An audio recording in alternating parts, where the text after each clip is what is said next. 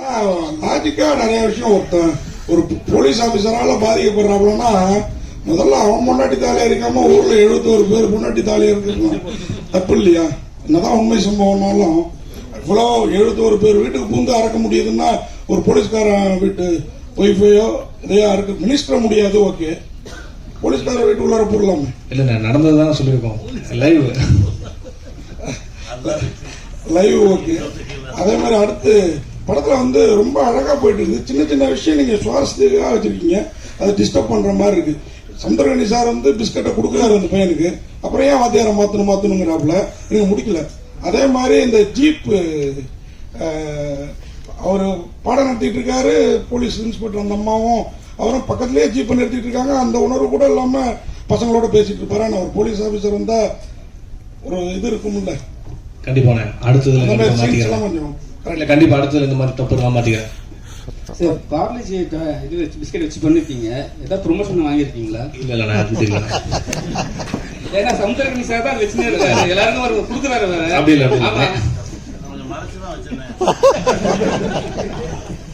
Director sir, இப்போ Samuthirakani sir இந்த character போறதுக்கு எது உங்களுக்கு கூடுதலா இருந்தது?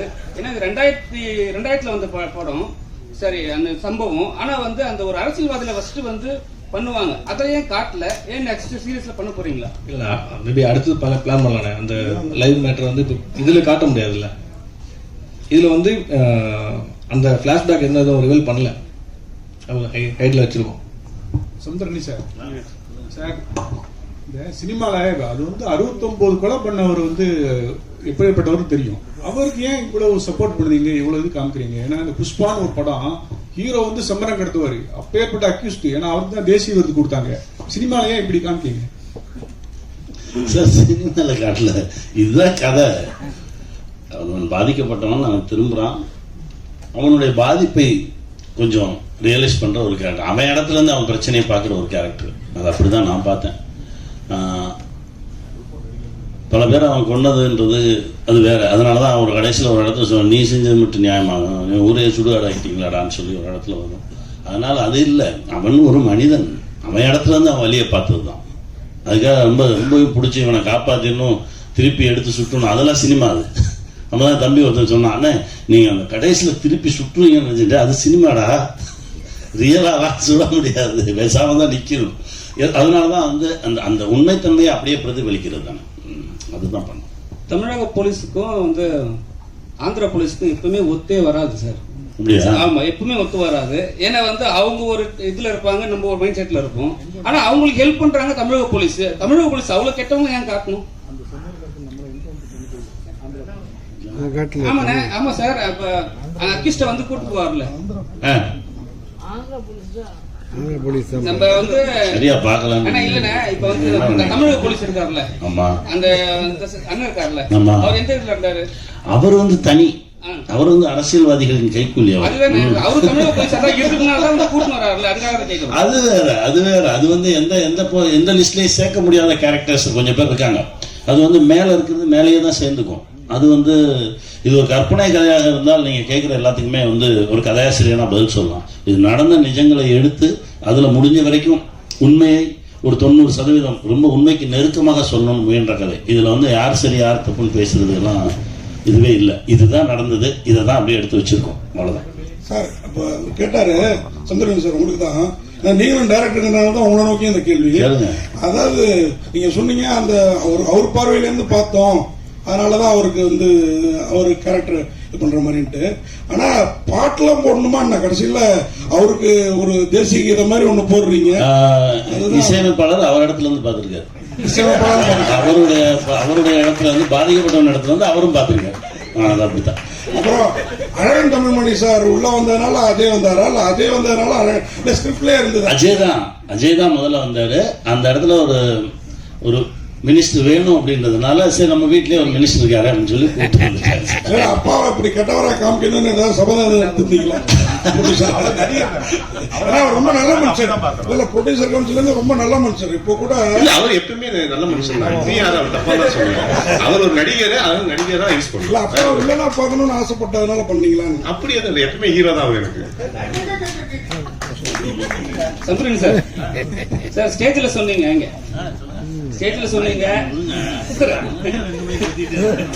ஸ்டேஜ்ல சொன்னீங்க என்ன வந்து மற்ற ஸ்டேட்ல வந்து பாத்தீங்கன்னா ஹீரோ நிகரா வச்சு பாத்துக்கினாங்க. அப்படி இல்ல, அதான் ஹீரோக்கு நிகரா வச்சு பாத்தீங்கன்னு சொல்லல. அவர் வரும்போது தான் கூப்பிடுவாங்க, ஏன்னா நமக்கு அதுக்கு முன்னாடி எடுக்க மாட்டாங்க. அது வந்து ஒரு பெரிய ஹீரோஸோட நடிக்கும் போது அது ஒரு சௌரியம். நீங்க வந்து காலைல ஒரு 11 மணிக்கு போகலாம், சாயந்தரம் ஒரு 4 மணிக்கு திரும்பி வந்துடலாம்.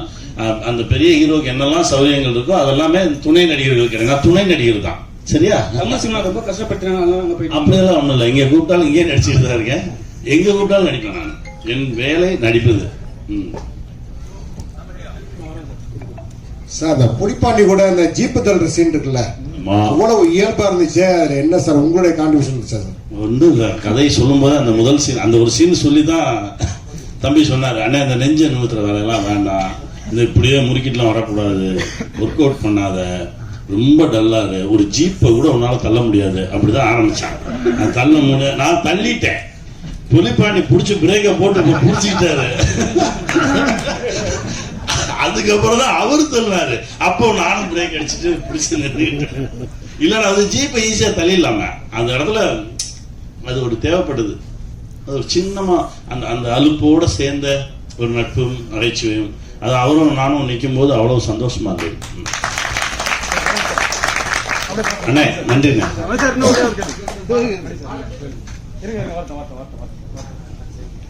Congratulations guys, fantastic series. நான் பார்த்ததுல I think this is one of your best. Thank you. Question to the director, 2 questions. உண்மை சம்பவத்தை பேஸ் பண்ணி எடுத்துருக்கீங்க. How did you, what was the spark for the story? எங்க இருந்து எப்படி இந்த ஐடியா வந்துச்சு? What caught your attention? Why did you focus on this story? 1 and 2, thank you for bringing a talented artist like Raj, Tamil cinema. What made you decide you will cast him as the villain? Because his presence has actually elevated your series to a big extent. Please. பார்த்தீங்கன்னா நிறையா live stories பார்ப்போம். அது படிக்கும்போது இதில் வந்து ஒரு inspire என்னாச்சுன்னா, ரெண்டு பேர் வந்து ஒரு 80 கொலை பண்ணிட்டு 76 கொலை பண்ணிட்டு வெறும் தாலி ஆர்னாக்கர் மட்டும் எடுத்துகிட்டு போகிறாங்க அப்படின்ற ஒரு இன்ட்ரெஸ்டிங் பாயிண்டாக கிடைச்சிது. ஏன்னா வீட்டில் எதுவுமே எடுக்காமல், ஸோ அவங்களுக்கு பின்னாடி என்ன ஸ்டோரி இருக்குன்னு சொல்லி அது கொஞ்சம் ரிசர்ச் பண்ணி பார்த்தோம். ஸோ கொஞ்சம் அது இன்ஸ்பயர் ஆச்சு. ஸோ அது பேஸ் பண்ணி கொண்டு வரலான்னு பண்ணோம். ஸோ அவரை சூஸ் பண்ணது என்னன்னா, அவரோட ஐஸ் ரொம்ப ஷார்ப்பா அந்த வில்லனிக்காவே இருந்துச்சு. ஸோ அதே மாதிரி அதுதான். தேங்க்யூ. சமுத்திரகனி சார், நீங்க வந்து இந்த படத்துல ஸ்கிரிப்ட்ல உங்களுடைய டச்சஸ் ஏதாவது கொடுத்தீங்களா? ஒண்ணுமே இல்லைண்ணா. அந்த ஸ்கூல் பசங்க ஸ்கூல் வர்றதெல்லாம் அதெல்லாம் அவருங்க பண்ணதான். நான் கேட்டேன், இது வச்சாலே இது தெரியுமாடா, இல்ல இது வேணும் அப்படின்னு சொல்லி அவங்க இலாகாவை வச்சுக்கிட்டாங்க. நான் வந்து பண்ணது இந்த நோட்ற அப்படின்னு சொன்ன ஒரே ஒரு வார்த்தை, அது வந்து எழுதல, அது நானா சொல்லிட்டேன். அது எங்க ஊர் வார்த்தை, அது அதனால வார்த்தை ரொம்ப அன்பான வார்த்தை. அது கெட்ட வார்த்தை எல்லாம் கிடையாது, அன்பான வார்த்தை அது. அதனால அதை நான் வந்து, அதுவும் அவரும் எங்க ஊருக்காரர் தான், அதனால 2 பேரும் பேசும்போது அதை பேசிக்கிட்டேன். உங்க உடம்பு வந்து படத்துல வந்து கொஞ்சம் ஸ்லிம்மா இதா இருக்கு, இப்ப கொஞ்சம் நல்லா புஷ்டியா இருக்கீங்க. கேரக்டருக்காக அந்த படத்துக்கு அந்த ப்ராஜெக்ட் பண்ணும்போது ஒழுங்கா எதுவும் சாப்பிடாம இருக்க சொன்னாங்க. இல்ல, அவர்கிட்ட சொல்லும் போதே மூளை ரொம்ப ஷார்ப்பான ஒரு ஆளு, ஆனா பாடி வீக்கு, இதுதான் உங்களோட கேரக்டர்னு சொன்னதுனால அவர் வந்து கொஞ்சம் எக்ஸசைஸ்லாம் நிறுத்திட்டு ரொம்ப ஸ்லிம்மா அப்படியே வந்தாரு. இப்போ அடுத்த கேரக்டருக்காக தேங்க்ஸ் அண்ணா. சார், இயக்குனருக்கு ஒரு கேள்வி சார். இந்த ஸ்டோரியை சூஸ் பண்ணதுக்கு வாழ்த்துக்கள் சார். ஒரு நல்ல ஸ்டோரி லைனு, பட் அதுல வந்து இருக்க குறைகளும் சொல்ல வேண்டியது எங்களோட கடமை. பட் இவ்வளவு அழகான கதைக்கு வந்து திரைக்கதையில கொஞ்சம் கோட்டை விட்டீங்களோன்னு இருக்கு. அதே மாதிரி பாத்தீங்கன்னா வந்து ஆர்ட் டைரக்டர் கிட்ட சரியான வேலையை வாங்கல அப்படின்றது கிளியர் கட்டா தெரியுது. அப்புறமா வந்து என்கவுண்டர் முடியுது சார். முடிஞ்சதுக்கு அப்புறமா அது எந்த காலமா இருந்தாலும் போலீஸ்காரங்க உடனே விட்டுட்டு போயிட மாட்டாங்க. நீங்க அந்த கிளைமேக்ஸ்ல காட்டும் போது என்கவுண்டர் நடந்துச்சு, எல்லாருமே கிளம்பி போயிட்டு அது அனாதையா இருக்கிற மாதிரி இருக்கு. அது என்கவுண்டர்ல அப்படி நடக்கிறதுக்கான வாய்ப்பே இல்லை. ஏன்னா ஒரு போலீஸ் அங்க இல்ல, அந்த சீன்ல காணும் சார். முடிஞ்சதுக்கு அப்புறம் எல்லாம் கிளம்பிட்டு கேமரா போயிட்டு இருக்கும், எல்லாரும் அங்கங்க 2 பேர் கிளம்பிட்டு இருப்பாங்க, மீதி எல்லாம் அங்கதான் நின்றுட்டு இருப்போம். கேமரா போய் குளத்துக்குள்ள போயிடும்.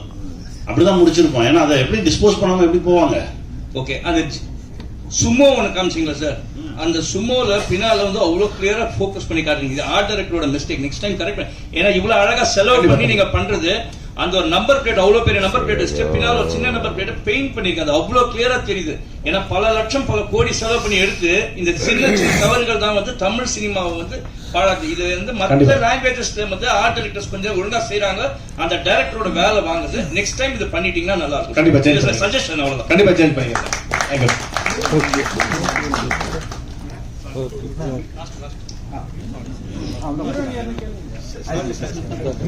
கௌஷிக் சார், ஆக்சுவலி இந்த G5ல நிறையவே வந்து இந்த இன்வெஸ்டிகேஷன் த்ரில்லர்ஸ் நிறைய இருக்கும். விலங்குல இருந்து ஆரம்பிச்சு ரேகையா இருக்கட்டும், சட்டமும் நீதியா இருக்கட்டும், அந்த மாதிரி ஒரு மாதிரி இன்வெஸ்டிகேஷனாவே போகுது. அதுதான் ஆக்சுவலி செல்லிங் ப்ராடக்டா இருக்கா OTT ஆடியன்ஸ் கிட்ட? இல்லை, இன்னைக்கு நம்ம கணக்கா எடுத்து பார்த்தோம் அப்படின்னா, ஃபர்ஸ்ட் நான் இது சொல்றேன். இப்போ G5ல பார்த்தீங்கன்னா இன்வெஸ்டிகேஷன் எல்லாமே நிறைய பண்ணியிருக்கோம். ஐலின்னு ஒரு சீரீஸ் பண்ணியிருக்கோம். ஐலி பார்த்தீங்கன்னா ஒரு சொசைட்டல் டாபுவை வந்து எப்படி பிரேக் பண்ணணும் அப்படின்ற ஒரு கருத்து சொல்லியிருக்கோம். அதில் அனந்தம்னு சீரீஸ் பண்ணியிருக்கோம். ஒரு வீடு, அந்த வீட்டோட மெமரிஸ் என்ன, அதில் வாழ்ந்த பல ஜெனரேஷன்ஸ்க்கான ஒரு கதையை அதையும் சொல்லியிருக்கோம். 5ஆம் வேதம் மிஸ்டிக்கலா ஒரு த்ரில்லர், ஒரு தேடல், அதையும் சொல்லியிருக்கோம். இது அப்பப்போ தேவைப்படுது. ஏன்னா இன்னைக்கு இருக்கிற ஆடியன்ஸ் அப்படின்னு பார்த்தீங்கன்னா யங்ஸ்டர்ஸ்லேருந்து அடல்ட்ஸ் வரைக்கும் எல்லாருமே ஹுக்டா பார்க்கறது ஒரு mystery, thriller, investigation, psychological thriller, இந்த மாதிரி விஷயங்கள் வந்து ஓவராலாக பார்த்தீங்கன்னா ஒரு 50% பீப்புளுக்கு வந்து இது ரொம்ப பிடிக்குது. ஸோ ஒரு கான்ஷியஸ் சாய்ஸா இது வந்து அட்லீஸ்ட் வருஷத்துல 1-2 பண்ணணும் அப்படின்றது வந்து, அண்ட் இது வந்து டெஃபினட்டா நம்மளுக்கு சக்சஸும் கொடுத்துருக்கு. எப்பவுமே சக்சஸ் கொடுக்குற ஒரு ஃபார்முலா அடாப்ட் பண்றது வந்து பெட்டர் அப்படின்றது வந்து எங்களோட ஸ்ட்ராட்டஜியா வச்சுதான் இந்த மாதிரியும் பண்றோம். இப்போ வரப்போற லைனப்ல அடுத்த ஒரு 16 மாசத்துக்கு நாங்க பண்ண போறது பாத்தீங்கன்னா வேற வேற ஜானர்ல இருக்கும். பட் இதுவும் ஒரு ஒரு பார்ட்டா இருக்கும். கனி சார், நிறைய போலீஸ் ஸ்டோரிஸ் பண்ணிருக்கீங்க. இது என்ன ஸ்பெஷல்? எதனால அக்செப்ட் பண்ணீங்க? அந்த சொன்னான்ல, மூளை மட்டும்தான் ஷார்ப்பு, பாடி வெளிக்கு. அவன் யோசிச்சிருக்கான் எதை சொன்னா இவன் வருவான் அப்படின்னு. அது சொன்ன உடனே நான் சொன்னேன், இது புதுசா இருக்கடா. அப்பப்போ தனியா பேசிக்குவான், ஒரு லைட்டா அரைமண்டல் மாதிரியே இருப்பான் அப்படின்னோடனே சரி இது வரைக்கும் பண்ணலையே. என்ன கிட்டத்தட்ட ஒரு 42-43 படம் பண்ணியாச்சு போலீஸா. இது கொஞ்சம் புதுசாக இருந்தது. ஆனால் அதுக்குள்ளே போக போக போக அது மாற்றிருச்சு. இப்போ நான் இன்னைக்கு பார்க்கும்போதே தெரிஞ்சது என்னமோ ஒன்று நடந்திருக்கு. அது இறையருள் தான். சுந்தரணி சார், நீங்கள் வந்து டைரக்ஷன் தான் வந்தீங்க. பாலச்சந்திர சார்கிட்ட வந்து கற்றுக்கிட்ட வித்தை எல்லாம் படம் பண்ணி 5 வருஷம் ஆயிட்டு. வினோத சித்தம் எடுத்து முடிச்சிட்டேன். என்ன படம்? வினோத சித்தம் பண்ணி 5 வருஷம் ஆகல. 2021, அப்புறம் 23ல ப்ரோ பண்ணேன்.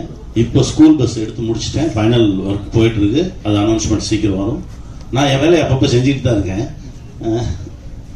ரொம்ப சந்தோஷம் நீங்க கேட்டது. சார் இயக்குனர் சார், ஒரு 70 கொலைகளுக்கு மேல வந்து இந்த காட்டிருக்கீங்க. எந்த இடத்துல நீங்க இதை வந்து வழக்கு கோர்ட்டுக்கு கொண்டுட்டு போகாத இந்த வெப் சீரிஸ் எடுத்துருக்கீங்க. அதுக்கு என்ன காரணம்? உண்மையாக அந்த கேஸ் எல்லாம் பெண்டிங்ல தான் இருந்துச்சு. லாஸ்டா தான் மாட்டினாங்க. அது வரைக்கும் அந்த கேஸ் எல்லாம் பெண்டிங்ல தான் இருந்துச்சு. கண்டுபிடிக்கவே இல்லை. இங்க இருந்து தமிழ்நாட்டுல இருந்து போய் தான் கண்டுபிடிக்கவே செஞ்சாங்க. உண்மையாவே இந்த 2000ல பேப்பர் வந்தது. சார், காக்டெயில் சினிமாஸ்னு கம்பெனி, ஆனா கிரைம் போலீஸ் ஸ்டோரி மட்டும் இருக்கு. நாங்க எதிர்பார்க்கிற, ரசிகர்கள் எதிர்பார்க்கிற இன்னும் சில விஷயம்லாம் இருக்குல்ல. இந்த படத்துல சில குத்துப்பாட்டுலாம் கூட வச்சிருக்கலாம்.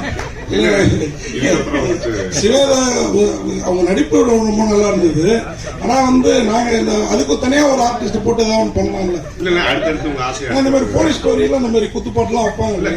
கண்டிப்பா அடுத்தடுத்து எல்லாம் பண்றது பண்ணிடுவோம். ஆனா அதெல்லாம் G5ல வருமானது எனக்கு தெரியாது. 27ஆம் தேதி G5ல ரிலீஸ் ஆக போற ஒரு வெப் சீரிஸ் தடயம்